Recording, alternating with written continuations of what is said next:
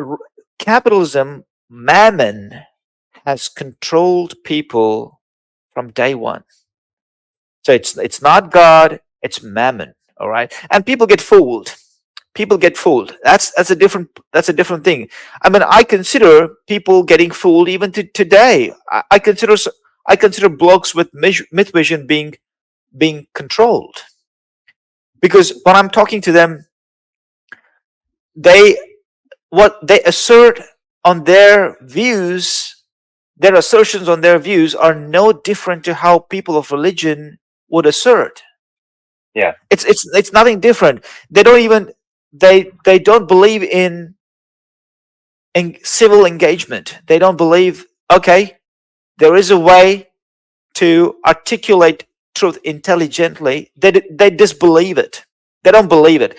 The analogy that I gave you about the chess match, Hmm. there's another analogy that I gave just in yesterday's video. The video that I made. I don't know whether you watched it. I made a video yesterday and I gave this analogy. The analogy is like, how can you even compare a player who gets the ball and dribbles his way through the obstacles, through the opposing side, and gets to the goalpost and scores every time? Is he even comparable to a guy who receives the ball and loses it immediately, and is completely disabled and inexplicable in skills and talents of the game? Is there any comparison? No, utterly not. The guy who gets the ball, dribbles his way through the opponents, and scores each and every time is clearly man of uh, r- resolve, and he has a resolute character. He's a man of resolve.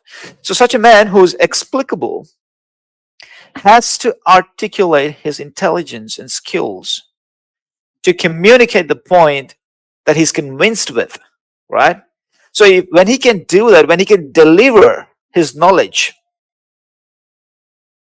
that's when he's, he is truly civil or humane. He's ethical. He's moral.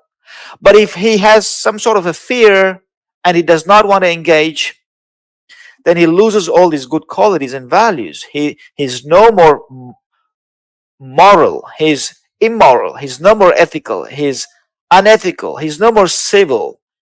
I mean, he loses all these medals, the accolades that he wants to hone and show off on his chest.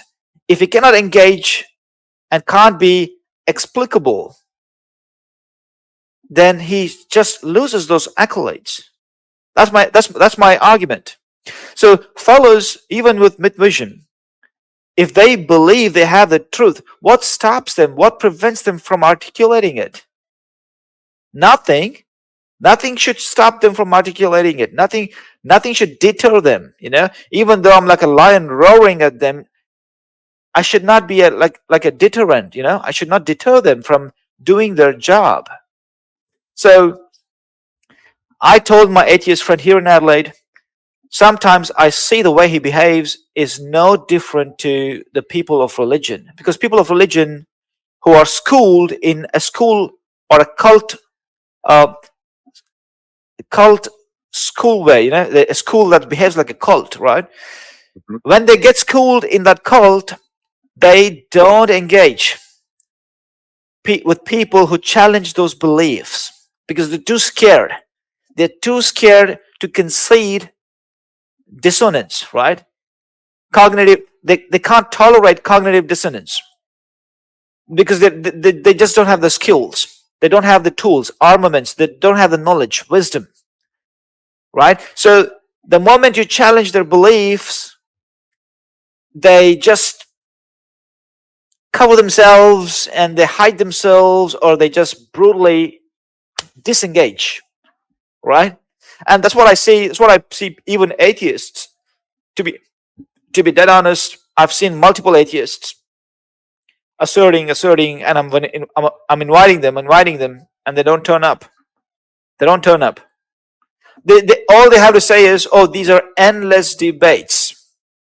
And that's why I made the video stating, how the debates can't be endless. The analogy is of a chess player with a high ELO who knows the lines, and he won't be making drawish moves, as opposed to a chess player who has a lower ELO and does not know the lines and is short of technique playing chess. He will succumb to making drawish moves, and that'll what make the match endless. But if you are a sharp player, skilled, talented, knowledgeable, high ELO, you would never make drawing moves. You would make sharp, decisive moves and score a victory straight. You know what's interesting is that Yeah, with the analogy of chess, if we yeah. wanted to, and now I'm not this good at chess to be able to do this, but I know this can be done, which is that you and I right now could play a chess match by speaking. I could choose black and you choose white, I suppose. and we start making our moves. We say what our move is, and if our memories are good, my memory is not good enough to remember where all the pieces go, but some people are, and we could actually have this match. However, um, if we were to talk about something else, like a boxing match, for example, and we were going to debate who's got the better skill or what is the better method of boxing, what have you, we could argue and debate about it forever and ever and not accomplish anything. The best way, obviously, to determine who is right would be to put it to the test and to have either the two of us have a boxing match, or the people that we've shown our method and skill to box together and see which one comes out on top. And I think if you look at Jesus, and you know his he did talk about God a lot, and he spoke as though people already knew who and what he was talking about. He didn't spend any time really trying to convince people that there was a God. Instead, he said, um, a city on a hill cannot be hidden, and neither do men light a lamp and then hide it under a bowl. Instead, they take that lamp and they stick it on a stand so it gives light to everyone in the house. And in that same way, let your good deeds shine before men. Oh, in that same way, let your light shine before men, that they will see your good deeds and praise your Father in heaven. So it's not a matter of convincing people through your words, but rather your actions can show them, and that becomes undeniable. Act, when it becomes manifest and they see this action in the world, it becomes undeniable. Now they can call it after that again, whatever they want. They can say that wasn't God, what have you, but they still experience the light. And I think that it's a good lesson for us. I have a reservation here, to this sort of theme that you're bringing forward of actions, demonstrating faith through actions to convince people. I am of the opinion that some of the atheists in the world are far better individuals with unassailable ethics as regards conducting in as members of society and communities. And I at the same time, I see a lot of people who seem to who profess to having faith, who profess as people of faith from any religion, be it Muslim, be it Christian or Judaism or any other religion for that matter, to be succumbing to unethical practice, in the society. And I do give the credit to people who are atheists and still value being ethical individuals in the society. Okay, that is just true. I just can't negate it. And I find a lot of those people in my neighborhood here in Australia who are not believers of any sort.